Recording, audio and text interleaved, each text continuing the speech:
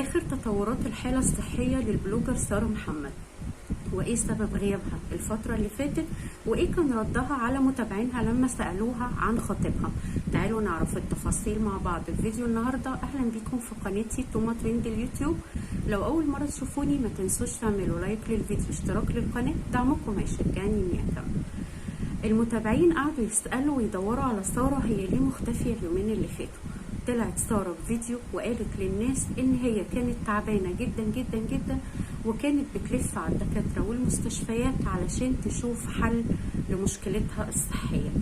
ولما الناس سألوها عن تطورات الحالة الصحية بتاعتها، قالت لهم ان المفروض ان الرايش او الشظايا اللي موجودة مستقرة في الجبهة عندها او في المخ لسه تعباها وبتسبب لها كهرباء زيادة.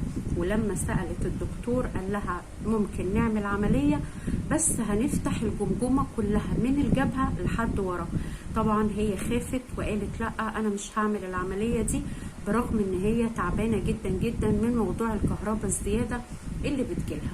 ولما سألوها كمان عن الحالة بتاعتها اللي تخص عينيها، قالت لهم ان الدكاترة قالوا لها مفيش امل من الموضوع ده نهائي، ان في تلفيات كتير قوي في الشبكية بتاعت العين، وقالوا لها ان مفيش امل من الموضوع ده نهائي، وان كمان لا قدر الله ممكن عينيها اللي هي بتشوف بيها بسيط هي كمان نظرها فيها يروح، وان الموضوع ده مسبب لها ازمة نفسية كبيرة جدا جدا.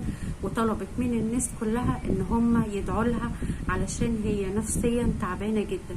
وقالت كده بالحرف الواحد، اللي انتوا بتشوفوه قدام الكاميرا حاجة واللي ورا الكاميرا حاجة تانية خالص. انا تعبانة جدا جدا وربنا اللي يعلم بحالي.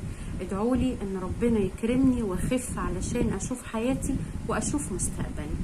لما المتابعين سألوها فين خطيبك وايه اخباره، قالت لهم مفيش نصيب، وما رضيتش تقول اكتر من كده. كل اللي قالته مفيش نصيب، وما ذكرتش اي اسباب. وصلت كلامها وقالت انا هنتبه لمستقبلي ولحياتي، واشوف حالتي الصحية واشوف دنيتي وحياتي ومستقبلي، وبعدين ابقى افكر في الموضوع ده. ما قالتش حاجة اكتر من كده عن موضوع خطيبها.